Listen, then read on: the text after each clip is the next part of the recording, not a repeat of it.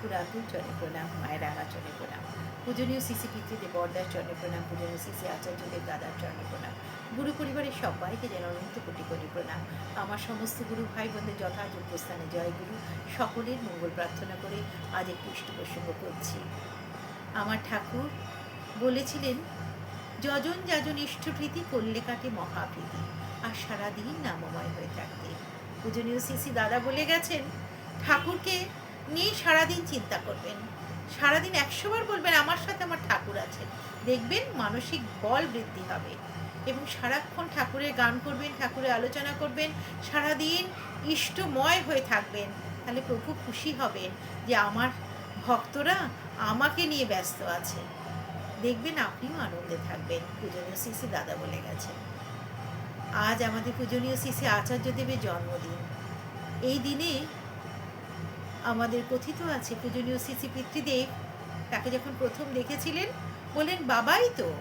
তাই কিন্তু আমাদের পূজনীয় শ্রী শ্রী আচার্যদেবের আরেকটি নাম, যেই নামে আমরা তাকে আগে ডাকতাম, আমাদের সকলের প্রিয় শ্রদ্ধেয় পূজনীয় শ্রী শ্রী আমাদের যেই নামে আমরা তাকে ডাকতাম, এখন তিনি আমাদের আচার্যদেব দাদা।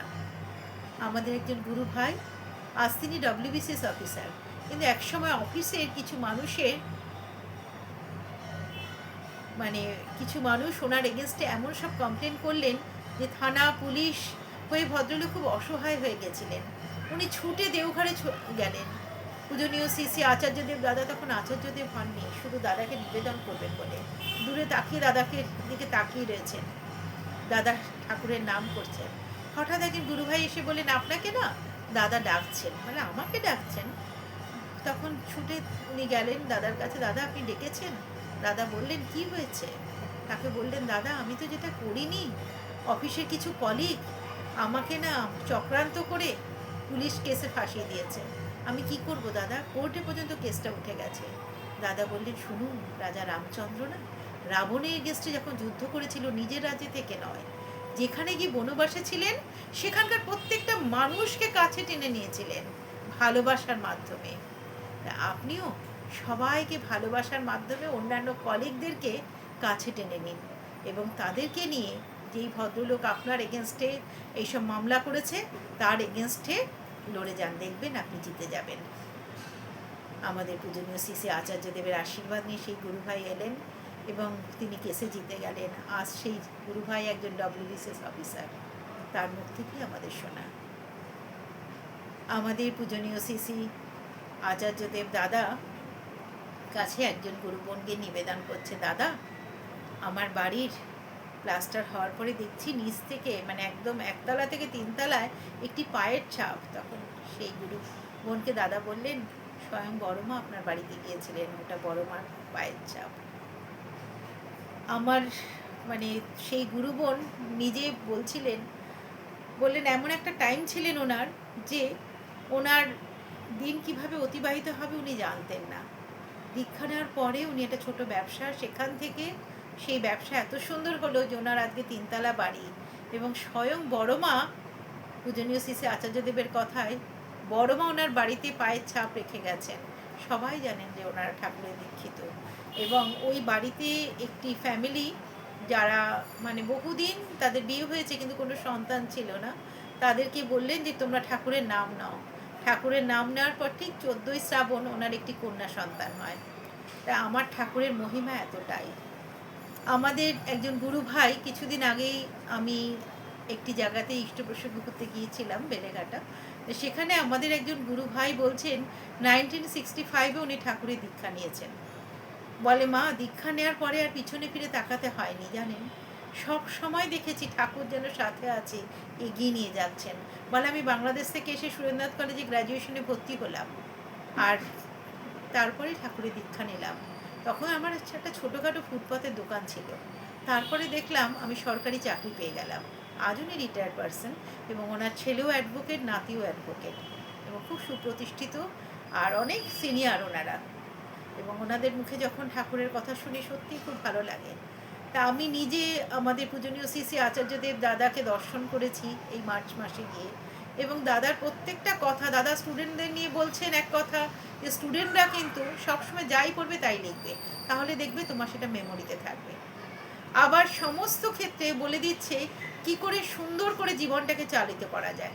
দাদা সুন্দরভাবে সমস্ত মহিলাদের উদ্দেশ্যে বলছেন সবসময় ঠাকুরকে নিয়ে চিন্তা করবেন, ঠাকুরমুখী হয়ে চলবেন, দেখবেন পরিবারও আপনার ঠাকুরমুখী হয়ে যাচ্ছে এবং তখন আপনি খুব আনন্দে থাকতে পারবেন। সবসময় ঠাকুরকে চান, দেখবেন আপনি খুব খুশিতে থাকবেন, আনন্দে থাকবেন। আর পূজনীয় শ্রী আচার্যদেব দাদা সবসময় বলেন দিনের মধ্যে অন্তত ঠাকুরের কথা যখনই ভাববেন, ভাববেন প্রভু তুমি আমাকে খুব ভালো রেখেছো, খুব আনন্দে রেখেছো, এইভাবেই তার কথা চিন্তা করবেন। ঠিক ঠাকুরের জীবদ্দশায় একজন গুরু ভাই ঠাকুরের কাছে নিবেদন করতেন, প্রণাম করতেন, চলে যেতেন। তা রোজই ঠাকুর তাকে জিজ্ঞেস করতো, এই তোর বউ কেমন আছে রে? বলে বউটার শরীরটা ভালো নেই। বলে এরম করতে করতে সেই গুরু ভাই বলছে রোজ কেন ঠাকুর আমায় জিজ্ঞেস করে? ঠাকুর জানে না যে বউর শরীর ভালো নেই? আজকে যদি ঠাকুর আমাকে জিজ্ঞেস করে না, আমি বলবো ঠাকুর আমার বউ খুব ভালো আছে, খুব ভালো আছে, খুব ভালো আছে। তো উনি আবার ঠাকুরের কাছে গিয়ে প্রণাম করে কাজে বেরিয়ে যাচ্ছেন। সেই সময় ঠাকুর বললেন, এই তোর বউ কেমন আছে? ঠাকুরকে দেখে সে বললো, ঠাকুর আজকে আমার বউ খুব ভালো আছে, খুব ভালো আছে, ভালো ভালো ভালো, খুব ভালো, বলে উনি চলে গেলেন। গিয়ে সারাদিন কাজকর্ম করে যখন বাড়ি ফিরেছে দেখছে বউ সত্যিই খুব সুস্থ, কাজকর্ম করছে। বলছে, হ্যাঁ গো তুমি এখন সুস্থ আছো? বলে, হ্যাঁ গো দুপুরের পর থেকে না দেখছি আমার শরীরটা সম্পূর্ণ সুস্থ, আমার কোনো অসুখ বিসুখ নেই জানো, এখন আমি একদম সুস্থ হয়ে গেছি। তখন তার মনে পড়লো আমি তো ঠাকুরকে বলেছিলাম ঠাকুর আমার বউ খুব ভালো আছে, খুব ভালো আছে। আর সত্যি ঠাকুর এত কৃপা তার, তাই ঠাকুরকে সবসময় বলবেন যে তুমি আমায় খুব ভালো রেখেছো, আমি খুব আনন্দে আছি, দেখবেন আপনি খুব ভালো থাকবেন। এক কথায় positive thinking A make it positive. আমাদের সত্যানুসরণে দেখবেন ঠাকুর বলেছেন সৎ চিন্তায় নিমজ্জিত থাকো, সৎকর্ম তোমার সহায় হবে, তোমার চতুর্দিক সৎ হয়ে সকল সময় তোমাকে রক্ষা করবেই করবে। আজকে অনলাইনের মাধ্যমে আমরা যে সৎসঙ্গ মাতৃসম্মেলন করি, দূর দূরান্তের গুরু ভাই বোনরা ঠাকুর সম্বন্ধে তারা অনেক অনেক অনেক কিছু বলেন এবং সেটা আজকে আমরা ঘরে বসে শুনতে পাচ্ছি। এটাই আমাদের পরম পাওয়া ঠাকুরকে ধরে। আমাদের এক গুরু বোন তিনি বলছিলেন যে এই যে ঠাকুরের জীবদ্দশাতেই ঠাকুর যা যা বলে গেছেন সেটা কিন্তু আজ বাস্তবে হচ্ছে। ঠাকুর বলেছিলেন বাইরের থেকে এনেই কিন্তু সবজিগুলো ঘরে ঢোকাবি না, সেটাকে ধুয়ে রোদে শুকিয়ে তারপরে রাখবি ঘরে। দেখুন সেই করোনা পরিস্থিতিতে কিন্তু আমরা প্রত্যেকে তাই করছি এবং করোনার পরে আমরা প্রত্যেকে তাই করি, যেটা ঠাকুর বহু বছর আগে বলে গেছেন। আজ এই করোনা পরিস্থিতির পরে নিজেরা সুস্থভাবে বেঁচে থাকার জন্য সেগুলো আমরা নিয়ে চলছি। ঠাকুরের প্রত্যেকটা বাণী তো আমাদের কাছে অমূল্য। ঠাকুরের সব বাণী তো আমরা মাথায় ধরে রাখতে পারি না, কিন্তু একটা বাণী মাথায় রাখি, ভাবছো বসে চলবে কিসে, ভাববার তুমি কে, ভাববার যিনি ভাবছেন তিনি তুমি ভাবো তাকে। আমি সবসময় ঠাকুরের কথা বলতে গিয়ে আমি চেষ্টা করি একটু বাস্তবধর্মী আলোচনা করতে। আমাদের এক গুরু বোন তিনি তার মেয়ের বিয়ে ঠাকুরের কাছে নিবেদন করছো, ঠাকুর কি করে মেয়ের বিয়ে দেব ঠাকুর, তুমি ব্যবস্থা করে দিও।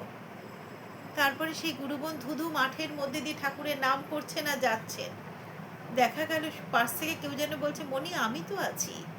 একটি বর্ধিষ্ণু পরিবার বেহালাতে, সেই ফ্যামিলির প্রত্যেকে সেন্ট্রাল গভর্নমেন্ট এমপ্লয়ি, এমনকি ছেলেটি নিজেও সেন্ট্রাল গভর্নমেন্ট এমপ্লয়ি।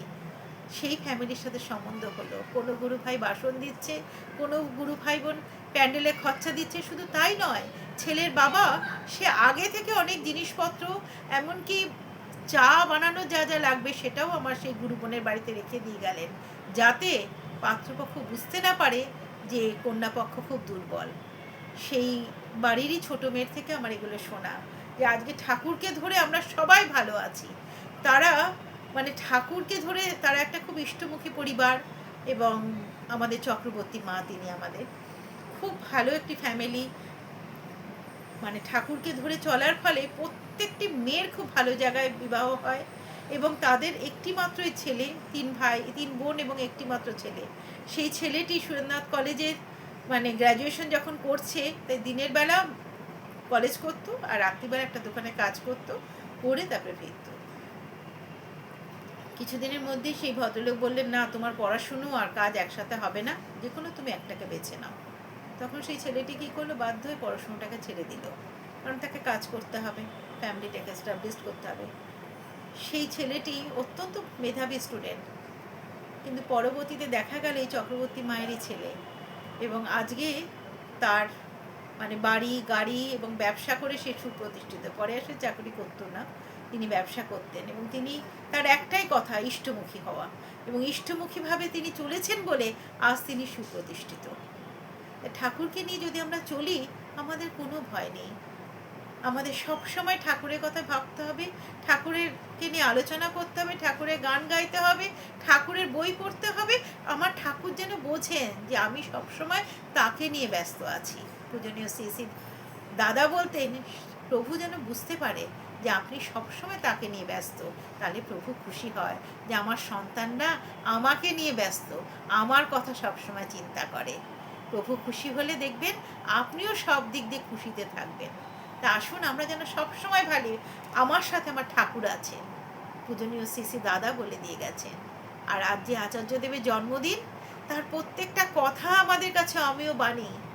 বহুদিন আগে তিনি বলে অনেক ছোট তখন, সেই একটা বাড়িতে একটা জিনিস খুঁজে পাওয়া যাচ্ছে না, সে এসে পূজনীয় শ্রী শ্রী দাদার কাছে নিবেদন করছে, দাদা এই জিনিসটা আমার বাড়ি থেকে খুঁজে পাচ্ছি না।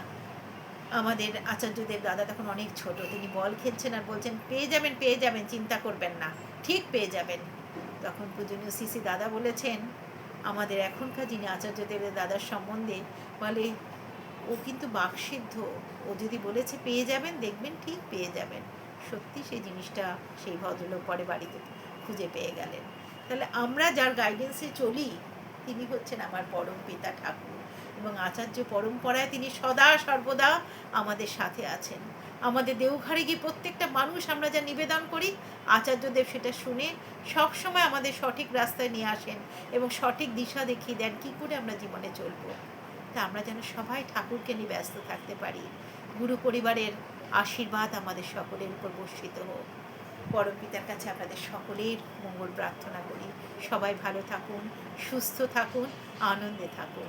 জয় গুরু বন্দে পুরুষোত্তম বন্দে পুরুষোত্তম বন্দে পুরুষোত্তম, জয় গুরু।